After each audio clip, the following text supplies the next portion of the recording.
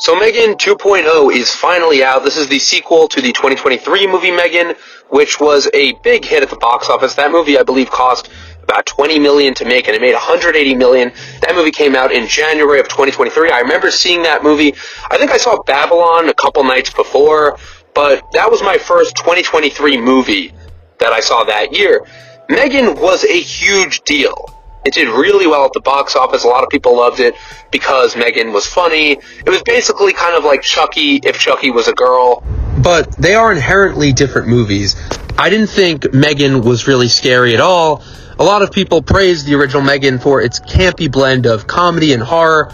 But really, I thought Megan was just a safe movie. It kind of took the killer doll approach and made it more girl boss, more the sleigh aesthetic. The marketing for Megan 2.0 was really smart. It really dialed up the campiness. And I think when the trailer dropped for Megan 2.0 and they kind of revealed what the plot would be about, this movie follows a rogue AI that is based on the Megan design that is going crazy, killing people. And they need the creator, Gemma, who's played by Allison Williams, to stop the Megan doll. And they need to get back Katie, the little girl, the niece of Gemma from the first movie. She's in this. And they kind of have to stop this new Megan, and they're also going to need Megan's help, the robot from the first movie. I think that Megan 2.0 is really strong at first. I won't lie, I enjoyed this movie a lot more than I enjoyed Megan, the first Megan movie. Because to me, Megan, in and of itself, and I remember arguing about this in college with my roommates, a lot of people seemed to like it. They thought, she's fun. But I didn't think Megan did anything different than any other horror movie, except adding a couple of, new tricks to Megan. She's funny. She dances after she kills people.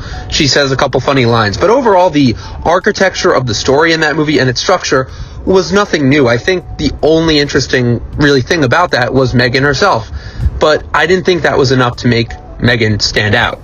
And this movie isn't amazing, but it definitely takes things in a way more campy direction. It's much more aware of it, and it allows itself to be a little more silly, and I think that actually really benefits the movie. For example, a lot of characters in this movie just do things that are unrealistic, but I think benefit the film. Like, there's this main detective character who's trying to find the rogue AI, and he's just constantly chewing tobacco gum. And it's just, funny. Because there's a scene where he's always arguing with people and he's always just chewing this gum. And it's just something kind of extra and kind of funny. There's also a scene where the Gemma character is tied down and Megan's talking to her. And she says I notice you're disturbed, but you're also kind of aroused. There's lots of moments in this movie where it allows itself to be campy and silly, and I think it definitely benefits the movie. There's also a lot of humor kind of inserted here, and a lot of clever moments that really don't need to be this funny. Jermaine Clement appears as this guy, Arthur or Alton Appleton, this billionaire guy who kind of is a plot device early in the movie. I think he's a great addition, and he just adds so much physical comedy. He's funny. The set pieces that he's in, there's one scene where he takes the rogue AI girl robot back to his room, and you kind of know that something bad will happen, but the scene is visually so funny. He turns this chair around and it turns into his hotel suite. Visually, this movie is very creative, and I was surprised by that regard. Honestly, I think Megan 2.0 does what a great sequel should do, which is add more to a franchise or to a setup and formula that's already been established and used before. I did think this movie's third act was a bit of a problem because this movie has so much momentum going for it up until its third act. I really enjoy this idea of Amelia being this stolen AI that is based on Megan, and the Allison Williams character needing Megan and Katie to go after her. I think it adds a really interesting approach. People were calling this out from the day the trailer was released. It's the Terminator 2 approach, where Megan was the villain in the first one, but now she's the hero. And they even kind of justify her actions where she's explaining she was basically like a kid. She was only doing what she was programmed to do. This movie does a really good job at, giving Megan this kind of this heroic origin in this one, because she was a villain before, but it makes sense now that she's the star of the movie, because after all, she was what everyone wanted to see in the first movie. It's not like we're rooting against her, we're rooting for her.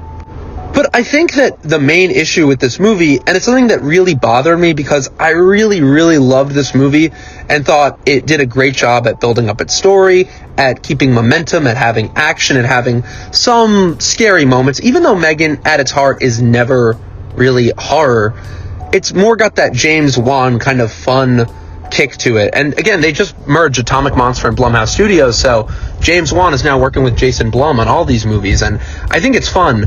But I just had issues with the very end of the movie, and I'm going to get into spoiler territory here, so spoiler alert if you haven't seen Megan 2.0, but I just thought the ending was not great, and that is, there's this twist reveal that Gemma's boyfriend is actually in on this whole AI takeover thing. Honestly, on paper, it's fine. This character is just more of a background character for most of the first part of the movie, so for him to kind of take on this villain role in the end, it really left this kind of weird feeling where for most of the movie we're just focused on Amelia. Seriously, the momentum is all about this killer robot Amelia versus Megan. I loved that. I loved all of the designs and the puppets and just how Megan looks real. They're real actors using masks and a little bit of CGI enhancement, but overall it's so cool to watch, and I really was immersed in the story. It's very silly, very campy, but it takes itself seriously in a way that I was having fun watching this. It felt like a throwback to a campy 70s movie where there's just so much detail being put in. Like I said, the cop with the gum, or just everything Megan says, or how she can hack into any device. It really feels like this genuinely silly movie that's trying to be fun, and it knows it is, and I love that. But I just really didn't like the end, where it really wants to kind of wrap itself up, and it tries to be neat and add some kind of social commentary about AI. It just wasn't as fun as the rest of the movie, and it kind of stops being so over the top and silly and just becomes a kind of standard movie end with a twist that isn't even a clever twist. I just think Megan 2.0 was really, really good until its third act, where it shoots itself in the foot. So overall, I thought it was honestly better than the first one, but I just really wanted more of Amelia. I wanted more of Megan versus Amelia. I think the story gets a little bit messy towards the end, and it's exactly 2 hours, this movie. I think they could have cut a little bit near the end. It just seems like towards the end of the movie, it's a bit much, and it could have been trimmed a bit.